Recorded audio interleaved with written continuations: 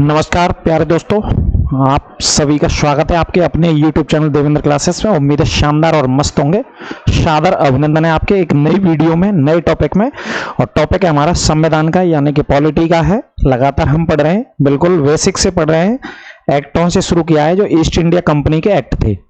लेकिन अब और आज की क्लास में हम पहली बार मेरे भाई पढ़ेंगे हम 1858 का अधिनियम पढ़ेंगे। इसका नाम भारत परिषद अधिनियम कह सकते हैं या भारत शासन अधिनियम कह सकते हैं आप इसको, है ना। यानी कि ये अधिनियम जो बनाया गया, ये भारत के अच्छे शासन के लिए बनाया गया, भारत में उत्तम शासन के लिए बनाया गया, भारत में संवैधानिक व्यवस्थाओं को सुधारने के लिए बनाया गया। ऐसा अलग अलग लोगों का मानना है जिन्होंने 1858 के बारे में अपनी अपनी किताबों में लिखा है। ठीक है, तो आज की जो चर्चा रहेगी 1858 पर रहेगी। यानी कि इस अधिनियम से 1947 तक तब हम पढ़ेंगे। तो ये सभी के सभी कानून, यानी कि अधिनियम या इंग्लिश में कहें तो एक्ट, ये सभी ब्रिटिश सरकार के द्वारा डायरेक्ट बन करके तो आते ही है, वहीं से लंदन से बना करके आते हैं। लेकिन डायरेक्ट जो कंट्रोल रहता है वो वहीं का रहता है, ब्रिटिश सरकार का। यानी कि वहां की महारानी का कंट्रोल रहता है, वहां के सम्राट का कंट्रोल रहता है, जो जो अलग अलग समय पर रहे होंगे वहां पे, है ना। तो अब ईस्ट इंडिया के हाथों में कोई कंट्रोल नहीं रहेगा, कहने का मतलब यह है। ठीक है, अब आगे जो शासन में आएंगे उन्हें हम एक बार देख लेते हैं, कौन कौन से हैं देखिएगा, फिर चर्चा करते हैं विस्तार से। अब जो शासन रहेगा वो बेटा कौन सा शासन रहेगा? क्राउन का शासन रहेगा। क्राउन के शासन के अंतर्गत है ना।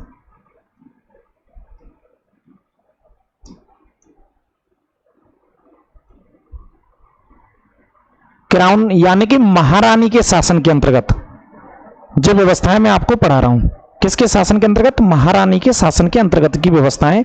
अब जो कानून बनेंगे वो महारानी के शासन के अंतर्गत आएंगे, है ना। क्राउन मतलब महारानी। जैसे सबसे पहले देखिएगा, लिख लेना आप, सबसे पहले मेरे भाई 1858 ब्रिटिश शासन के द्वारा ही बनाया जाता है और पूरा का पूरा कंट्रोल ब्रिटेन का होता है, वहां की महारानी का होता है भारत के शासन में। इससे पहले जो कंट्रोल था 1853 तक, वो ईस्ट इंडिया कंपनी का कंट्रोल था। यहां पे जो भी व्यवस्थाएं संचालित होती थी, जो भी व्यवस्थाएं चलती थी, किसके द्वारा चलती थी मेरे भाई? ईस्ट इंडिया कंपनी के द्वारा बेटा। ठीक है, लेकिन अब सीधा का सीधा किसके हाथों में शासन है? क्राउन के हाथों में। ईस्ट इंडिया कंपनी के हाथों से शासन निकल चुका है वो। ठीक है, तो देखो जैसे 1858 पढ़ेंगे, 1861 पढ़ेंगे। ठीक है, इसके अलावा हम पढ़ेंगे 1892 पढ़ेंगे। कोई छूट जाएगा तो कमेंट बॉक्स में बता देना। इसके अलावा 1892 के अलावा हम पढ़ेंगे 1909। इसके बाद पढ़ेंगे हम 1919। इसके बाद पढ़ेंगे हम 1935। इसके बाद पढ़ेंगे हम 1947 पे चलते हैं डायरेक्ट, है ना। इनके बीच में भी बहुत सारे पॉइंट आएंगे जो मॉडर्न हिस्ट्री का हिस्सा होता है, आधुनिक इतिहास का हिस्सा होता है इनके बीच में। जैसे 1940 भी है, 1942 भी है, वो आधुनिक मॉडर्न हिस्ट्री का हिस्सा होता है। लेकिन मुख्यतः हम उन एक्टों पे बात करेंगे, अधिनियमों पे बात करेंगे जो ब्रिटेन सरकार के द्वारा बनाए गए। ठीक है, तो ये सभी जो व्यवस्थाएं हैं, ये सभी जो कानून हैं, यहां से लगा करके यहां तक जो आपके कानून दिख रहे हैं, ये सभी के सभी जो कानून आते हैं वो किसके शासन के अंतर्गत आते हैं? ब्रिटिश सरकार यानी कि महारानी के शासन के अंतर्गत आते हैं। अब शासन भारत का महारानी के माध्यम से चलेगा 1858 से। ठीक है, और इससे पहले जो शासन चल रहा था कब? इससे पहले कौन सा अधिनियम था बेटा? 1853 तक। 1853 तक जो व्यवस्थाएं चलती थी वो कंपनी के द्वारा चलती थी। यहां पे उन व्यवस्थाओं में कौन हस्तक्षेप करता था? कंपनी, ईस्ट इंडिया कंपनी के माध्यम से चलती थी व्यवस्थाएं 1853 तक।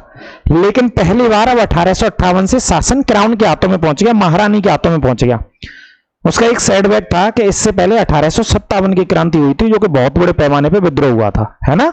उसमें बहुत सारे अंग्रेज कमांडर मारे गए, बहुत सैनिक मारे गए अंग्रेज। हालांकि इवन भारत के भी जो नेता थे, अलग अलग सिपाही थे, अलग अलग क्रांतिकारी थे, अलग अलग नेताएं थे जो नेतृत्व कर रहे थे, भारत के अलग अलग कोनों से, अलग अलग हिस्सों से नेतृत्व कर रहे थे, चाहे उत्तर हो, पूर्व हो, पश्चिम हो, इवन दक्षिण भारत तक। कोल्हापुर की बात करते हैं महाराष्ट्र में हम, हालांकि दक्षिण भारत में ज्यादा फैला नहीं, कोल्हापुर तक ही बात करते हैं, लेकिन कुल मिला के उत्तर भारत में सबसे ज्यादा ये विद्रोह फैला था। तो ब्रिटिश सरकार को बहुत सेटबैक गया, बहुत सारे कमांडर, बहुत सारे सैनिक मारे गए। तो उन्होंने तय किया कि अब भारत का जो शासन चलेगा वो इंग्लैंड से चलेगा, महारानी के माध्यम से चलेगा, अब ईस्ट इंडिया कंपनी के माध्यम से नहीं चलाया जाएगा शासन। ठीक है, तो इन अधिनियमों पर हम बात करेंगे, स्क्रीनशॉट ले लेना, नोट कर लेना, आगे आगे एक एक करके सभी की हम चर्चा करेंगे, 47 तक चलेंगे बेटा। ठीक है, फिर इसके बाद शुरू करेंगे हम 47 35 के बीच में कैबिनेट मिशन भी आएगा, कैबिनेट मिशन बाद में चर्चा करेंगे, पहले इन अधिनियमों की चर्चा कर लेंगे। तो देखिए कुछ इमेज के माध्यम से सबसे पहली बात मैं इसमें समझा देता हूं आपको, इमेज के माध्यम से समझिएगा। जैसे ये कुछ इमेज ली है मैंने, ये ईस्ट इंडिया कंपनी वाले, ये कौन है बेटा, ईस्ट इंडिया कंपनी। इस अधिनियम का सबसे महत्वपूर्ण पहलू है, सबसे महत्वपूर्ण पॉइंट है जो एग्जाम में पूछा जाता है, वही आपको याद रखना है। कुछ इमेज मैंने ली है कि आप समझ पाए। महारानी विक्टोरिया है ये, कौन है, महारानी विक्टोरिया। अगर आपको खराब लग रही है तो इनका थोड़ा सा चलचित्र मैंने यंग अवस्था का भी लिया है, थोड़ा सा रिसर्च किया, गूगल बाबा से पूछा था, तो ये देखिए यंग अवस्था में ऐसी लगती थी, ये थी महारानी विक्टोरिया। इन्होंने शासन चलाया 1858 से भारत का, देख लीजिए आप। वैसे समझ में नहीं आए तो ऐसे पढ़ लीजिए, खूबसूरती से पढ़ लीजिए इनके, है ना। तो महारानी विक्टोरिया ने शासन चलाया, तो आप इमेज के माध्यम से समझेंगे। सबसे महत्वपूर्ण पॉइंट इधर आ जाते, ईस्ट इंडिया कंपनी है, ईस्ट इंडिया कंपनी के हाथों से निकल करके शासन कहां पे आता है, विक्टोरिया के हाथों में पहली बार शासन आ जाता है। शासन का स्थानांतरण होता है महारानी विक्टोरिया के हाथों में पहली बार। ठीक है, अभी तक जो शासन था वो किसके हाथों में था मेरे भाई, ईस्ट इंडिया कंपनी के हाथों में। यानी कि भारत में व्यवस्थाएं तो यही करते थे, कानून बनकर के आता था लंदन से, लेकिन लागू कौन करता था, काम कौन कर रहा था, ये लोग कर रहे थे, ईस्ट इंडिया कंपनी वाले। ईस्ट इंडिया कंपनी वाले लोग इस काम को करते थे यहाँ पे।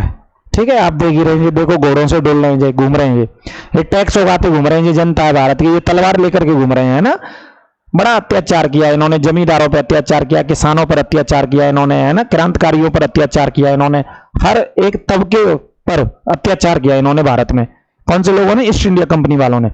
तो ईस्ट इंडिया कंपनी से भारत का शासन 1858 में क्या होता है, स्थानांतरण होता है। यहां से शासन स्थानांतरण होकर के महारानी विक्टोरिया के हाथों में आ जाता है। किसके हाथों में आ जाता है, महारानी विक्टोरिया के हाथों में। ये महारानी विक्टोरिया है, लिख लीजिएगा, महारानी विक्टोरिया के हाथों में शासन आ जाता है। ठीक है, ये पॉइंट नोट करिएगा। सबसे महत्वपूर्ण पॉइंट यही है कि भारत का शासन पहली बार ईस्ट इंडिया कंपनी से महारानी विक्टोरिया के हाथों में आ जाता है मेरे भाई। कौन से अधिनियम में, 1858। क्या नाम है इसका, भारत शासन अधिनियम। इस कानून को क्या नाम दिया गया है, वो नाम लिख लीजिएगा। नाम क्या दिया गया मेरे भाई, भारत शासन अधिनियम, भारत शासन एक्ट 1858, इसको ये नाम दिया गया है ना। तो सबसे इंपॉर्टेंट पहलू, पहला मुद्दा यही सबसे महत्वपूर्ण है। इसके साथ साथ क्या होता है मेरे भाई, इसके साथ साथ होता यह है, एक 15 सदस्यीय कमेटी गठित करते हैं, 15 सदस्यों की एक टीम गठित करते हैं भारत के शासन को चलाने के लिए। वही 15 सदस्यीय लोग भारत के शासन को चलाते हैं 1858 में। वही 15 लोग भारत के शासन को चलाते हैं और उनके ऊपर एक हेड बनाया जाता है, जिसको एक पद दिया गया, भारतीय सचिव का पद दिया गया। कौन सा पद दिया गया, भारतीय सचिव का पद दिया गया इनके द्वारा, महारानी विक्टोरिया के द्वारा।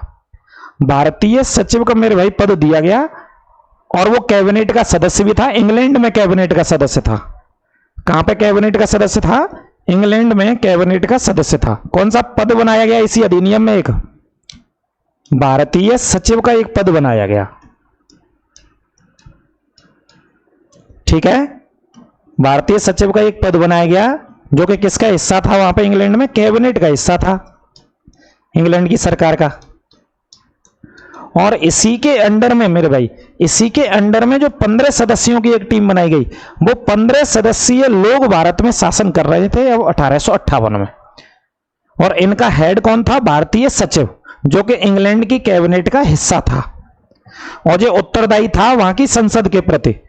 जो भारतीय सचिव था, ये कहां पे उत्तरदायी था, सॉरी माफ कीजिए, भारतीय संसद नहीं, इंग्लैंड की संसद के प्रति।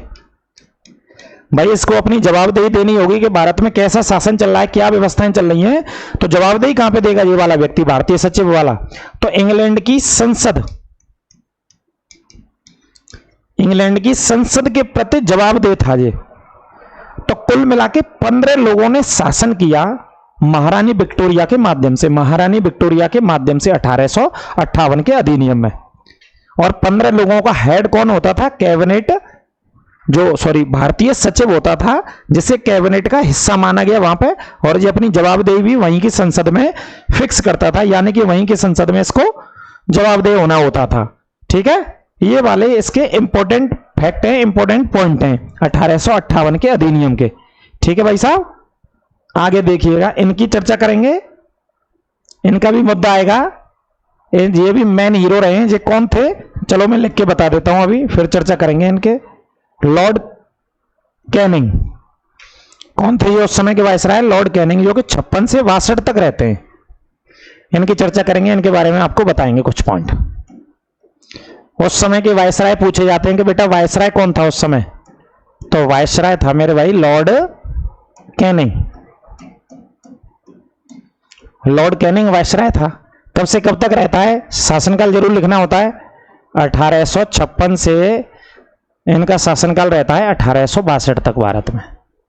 ठीक है, अंतिम गवर्नर जनरल और पहले वायसराय थे जी, बताएंगे अभी। चलो पहले चर्चा कर लेते हैं इसी अधिनियम पर, फिर आएंगे वायसराय पे, है ना। तो हेडिंग डाल लो 1858।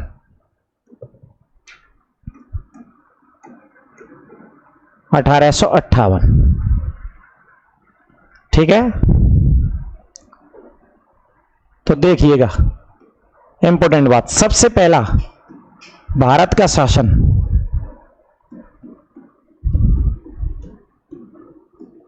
शासन कंपनी के हाथों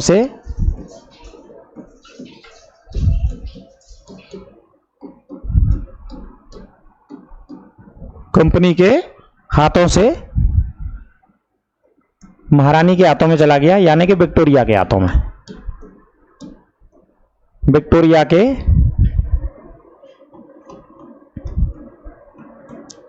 हाथों में चला गया, यानी कि शासन करेगी अब महारानी। महारानी के माध्यम से शासन होगा। किसके माध्यम से शासन होगा, महारानी के माध्यम से। अगला मुद्दा इसमें, ठीक है, शासन विक्टोरिया के हाथों में। अब क्या हुआ कि इसी एक्ट में, क्या नाम है इसका, भारतीय परिषद अधिनियम या भारतीय शासन अधिनियम में बोलते हैं, माफ कीजिए, भारतीय शासन एक्ट लिख लेना। अगला इसी अधिनियम में, इसी एक्ट में गवर्नर जनरल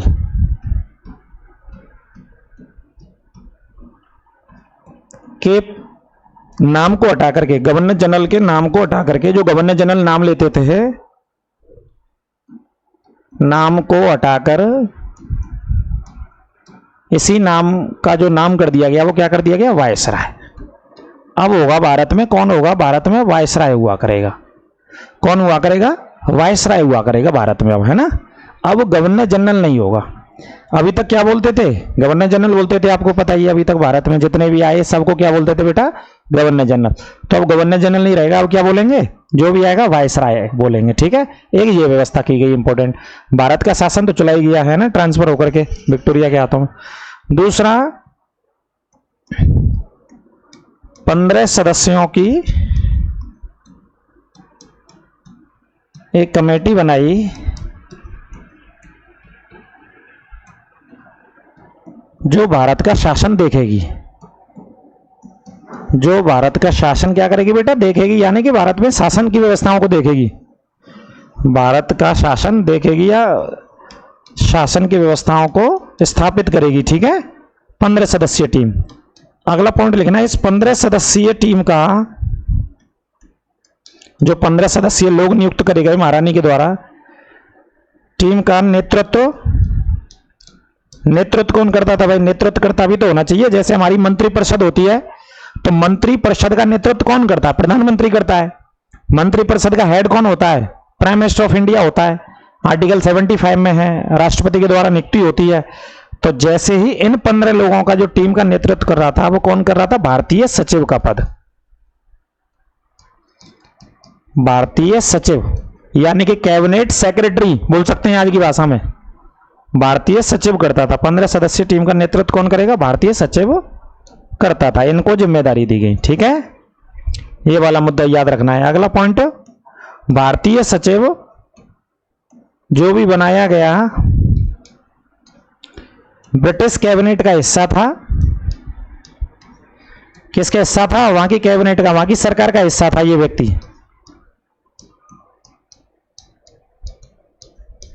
ब्रिटिश कैबिनेट का, ब्रिटिश कैबिनेट का हिस्सा था, ठीक है। और जो भारतीय सचिव था मेरे भाई, भारतीय सचिव ब्रिटिश संसद के प्रति उत्तरदायी भी था। जवाब कहां पे देगा? ब्रिटिश संसद में। संसद के प्रति क्या था? उत्तरदायी था।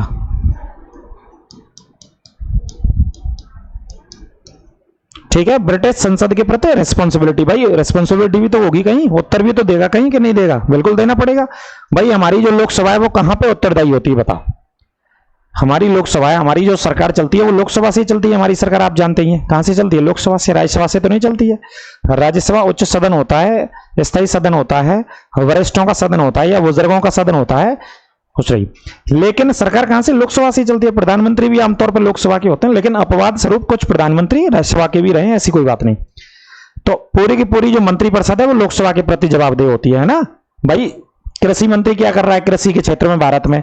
सड़क मंत्री कितनी सड़कें बनवा रहा है? रेल मंत्री कितनी रेलवे ट्रैक विद्युतीकरण करवा रहा है या नई ट्रैक बन रही है या वंदे भारत ट्रेन बन के आ रही है, जो भी काम हो रहे हैं ना, कहां पे जवाब देते हैं? ये लोकसभा के भीतर जाकर के, देश के सामने, है ना।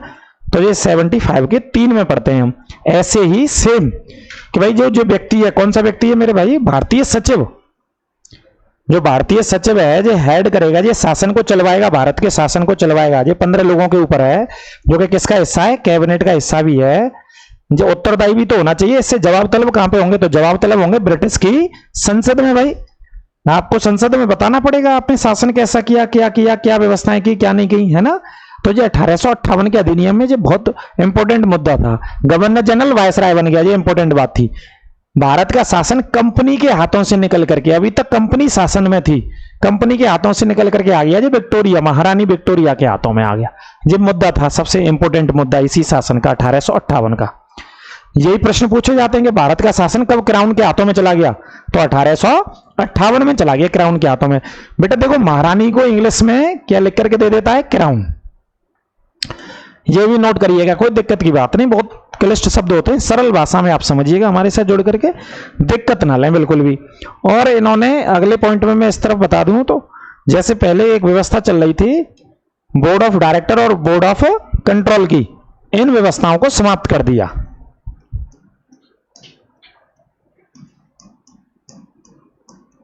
बोर्ड ऑफ डायरेक्टर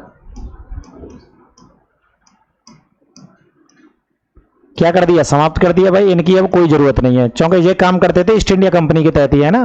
और बोर्ड ऑफ कंट्रोल को, बोर्ड ऑफ कंट्रोल को क्या कर दिया? समाप्त कर दिया।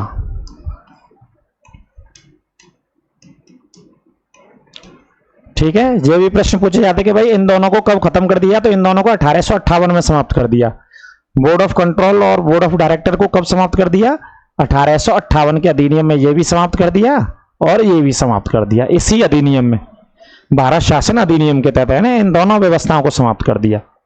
ये इंपॉर्टेंट मुद्दा रहता है ना, इसको याद रखिएगा आप। अब इधर कौन था? लॉर्ड कैनिंग था, जैसा कि मैं आपको बता चुका हूं, गवर्नर जनरल भारत का, है ना। तो अंतिम गवर्नर जनरल और पहला वायसराय, इसको हम पढ़ते हैं। अंतिम गवर्नर जनरल और पहला वायसराय। अब आ जाते हैं लॉर्ड कैनिंग पे। इन पॉइंटों को नोट करिएगा, ये मैंने आपको बता दिया छवि के माध्यम से, है ना। सबसे महत्वपूर्ण मुद्दा यही रहता है, इंपॉर्टेंट जो पॉइंट रहता है।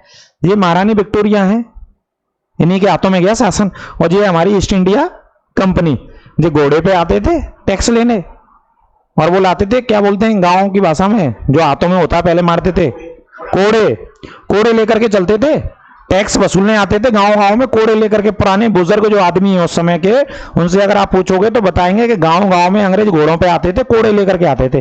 तो ईस्ट इंडिया कंपनी की जो छवि है वो इसी तरीके की छवि थी, इसी तरीके की इमेजेस मिलेंगी। तो पहले शासन ये लोग कर रहे थे भारत में, अब इनके हाथों से शासन चला गया महारानी के हाथों में। कब चला गया?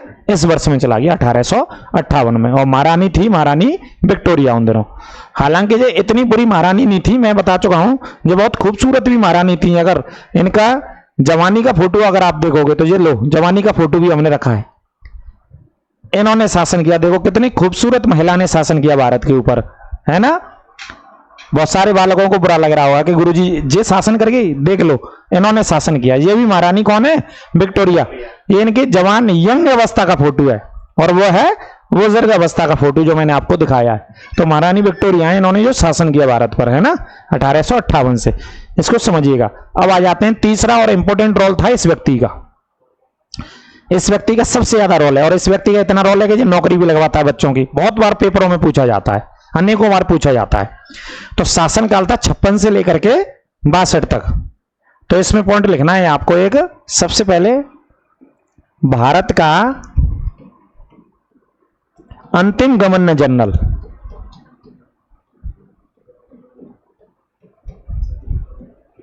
भारत का अंतिम गवर्नर जनरल था यही, और पहला वायसराय। और पहला कौन था? वायसराय था, पहला वायसराय था। भाई गवर्नर जनरल का पद यहीं तक था, सिर्फ गवर्नर जनरल का पद हटा दिया और उसी पद को क्या बना दिया? वायसराय का पद बना दिया। तो पहला वायसराय हो गया, क्योंकि शासनकाल तो भाई इसी का चल रहा था, है ना। और अधिनियम कौन सा पढ़ रहे हैं हम? 58 वाला। और ये कब तक रहता है? 62 तक। तो भाई यही तो रहेगा वायसराय पहला कायदा से। तो यही था। जब बाबूजी थे, देख लो इनकी शकल सूरत देख लो, कौन थे? ये लॉर्ड कैनिंग थे, ठीक है। इन्हीं को पढ़ते हैं भारत का पहला वायसराय। अब इन्होंने कुछ सुधार भी किए, कुछ काम भी किए। जैसे इन्होंने एक नीति चल रही थी भारत में, हड़प नीति, उसको समाप्त कर दिया। हड़प नीति को समाप्त कर दिया। किसने समाप्त कर दिया? इन्होंने समाप्त कर दिया साहब। हड़प नीति को इन्होंने समाप्त कर दिया, लॉर्ड कैनिंग ने समाप्त कर दिया हड़प नीति को। एक तो ये सुधार किया इन्होंने। दूसरा एक सुधार किया इन्होंने, विधवा पुनर्विवाह के ऊपर कानून बना दिया। कानून बनाने का काम इन्होंने किया विधवा पुनर्विवाह के ऊपर। किसके प्रयासों से कानून बनाया गया? ईश्वर चंद्र विद्यासागर जी के प्रयासों से। उन्होंने प्रयास किए, उन्होंने ये आंदोलन चलाया कलकत्ता में बहुत बड़े पैमाने पर। संस्कृत के आचार्य थे, प्राचार्य थे, माफ कीजिए, संस्कृत पढ़ाते थे कलकत्ता विश्वविद्यालय में। और उन्होंने विधवा पुनर्विवाह के लिए आंदोलन चलाया बहुत बड़े पैमाने पर। ब्रिटिश सरकार दबाव में आई, ये भाई साहब दबाव में आए, तो इन्होंने कानून बना दिया। विधवा पुनर्विवाह का मतलब है कि विधवा महिलाओं की शादी होने लग गई दोबारा से इस कानून से। इससे पहले विधवा अगर कोई महिला हो जाती थी तो उसे शादी करने का अधिकार नहीं था भारत में। वैध कर दिया इस व्यवस्था को कि भाई लीगली है कि महिला विधवा हो जाती है तो शादी करने का उसे अधिकार है दोबारा से, है ना, वो शादी। तो ये वाला कानून भी किसने बनाया? इसी व्यक्ति ने बनाया। हालांकि इसने बहुत बढ़िया काम करे, जैसे बढ़िया और खराब काम तो दोनों ही करे अगर कहें तो हम। जैसे अगर मैं आपको बताऊं थोड़ा सा मानचित्र बना करके इस तरीके से, तो इन्होंने क्या किया? 3 शहरों में सबसे पहले इसी व्यक्ति ने 3 शहरों में सबसे पहले हाईकोर्ट बना के गया जी अपने शासनकाल में। इंडिया में, भारत में जो 3 सबसे बड़े शहर हैं उनमें 3 हाईकोर्टों की स्थापना किसने करी बेटा? लॉर्ड कैनिंग ने करी, 3 हाईकोर्टों की, है ना। 1862 है जी। 1861 में हाईकोर्ट अधिनियम लेकर के आया जी अपनी सरकार में। 1861 में हाईकोर्ट अधिनियम के माध्यम से भारत के 3 बड़े शहरों में हाईकोर्टों की स्थापना की गई। और किसके माध्यम से की गई? लॉर्ड कैनिंग के माध्यम से। तो देखिए 3 बड़े शहरों में कहां पे कौन कौन से हाईकोर्ट थे वो आप समझ ही गए होंगे। मानचित्र के माध्यम से थोड़ा सा मैं बताने की कोशिश कर रहा हूं। भाई यहां पे एक हाईकोर्ट बनाया गया, तो यहां पे कौन सा शहर रहा होगा? मद्रास। एक हाईकोर्ट मद्रास में बनाया गया। कौन सी वर्ष में? 1862 में स्थापना की गई बेटा मद्रास में। यहां पे कौन सा हाईकोर्ट बनाया इसने? कलकत्ता, बंगाल वाला। कब स्थापना की गई मेरे भाई? 1862 में। यहां पर कौन सा हाईकोर्ट बनाया इसने? बंबई में। बंबई में हाईकोर्ट बनाया। कब स्थापना की गई? 1862 में। और एक और हाईकोर्ट बना, थोड़े से बाद में बना, उससे मैं चर्चा कर देता हूं आपके लिए, है ना, वो इसमें नहीं है लेकिन थोड़ा बाद में बना। अगर भारत में जैसे यहाँ जाएंगे तो यहां पर एक और हाईकोर्ट की स्थापना होती है और हाईकोर्ट बना था आगरा में। आगरा में हाईकोर्ट बना था और इसकी स्थापना हुई थी 1866 में। हाईकोर्ट बना था बेटा आगरा में, है ना। और स्थापना कब हुई थी इसकी? 1866 में आगरा वाले की। लेकिन आगरा से बदल करके जे आप कह रहे होंगे कि साहब आगरा में कहां है? वो तो इलाहाबाद वाला हाईकोर्ट है। स्थापना आगरा में की गई थी सबसे पहले 1866 में, आगरा में था हाईकोर्ट। लगा लो आप अंदाजा, अगर आगरा में हाईकोर्ट होता तो लोगों को परेशानी नहीं उठानी पड़ती ना आज के समय में। अगर कोई मामला ट्रांसफर हो जाता है कोर्ट कचहरी का, जमानत नहीं होती है तो कहां दौड़ लगानी पड़ती है, इलाहाबाद तक जाना पड़ता है लोगों को, है ना। अंग्रेजी इसका ट्रांसफर कर गए। अगर आगरा होता तो आसपास के जो पश्चिमी उत्तर प्रदेश के जितने जिले हैं वो सभी कहां पे लग रहे होते, आगरा में। पूरा यूपी भी कहां पे लग रहा होता, आगरा में। तो आगरा के लोगों को कितना रोजगार मिल रहा होता है एक चीज से। आज के टाइम पे सोच के देखो आप, कितनी जॉब्स मिल रही होती है हाईकोर्ट के माध्यम से, है ना। कितने लोगों के अंगूर बेच रहे होते, फल बेच रहे होते, सिगरेटें बेच रही होती है ना, टेम्पो वालों के टेम्पो चल रहे होते, टैक्सी चल रही, मतलब एक हाईकोर्ट होने से लाखों करोड़ों रुपए का रोजगार हो सकता था। लेकिन अंग्रेज इसका ट्रांसफर कर गए आगरा से। आगरा से ट्रांसफर कहां पे कर गए, इलाहाबाद में। तो ये वाला हाईकोर्ट इलाहाबाद चला गया। कब चला गया इलाहाबाद में, 1875 में ये हाईकोर्ट इलाहाबाद चला गया। और तब से कहां पे बेटा, ये इलाहाबाद में ही है। लेकिन बना था कहां पे, ये आगरा में बना था। तो 3 हाईकोर्टों की स्थापना का श्रेय किसे जाता है, लॉर्ड कैनिंग को, जो 3 बड़े शहरों में इसने स्थापना करी। एक और बात इसकी महत्वपूर्ण, भारत में पहली बार बजट पेश करने का श्रेय जिसने बजट पेश किया भारत में पहली बार, व्यक्ति का नाम था जेम्स विल्सन। वित्त सचिव बनाया था भाई साहब इस आदमी को इन्होंने, वित्त सचिव जेम्स विल्सन।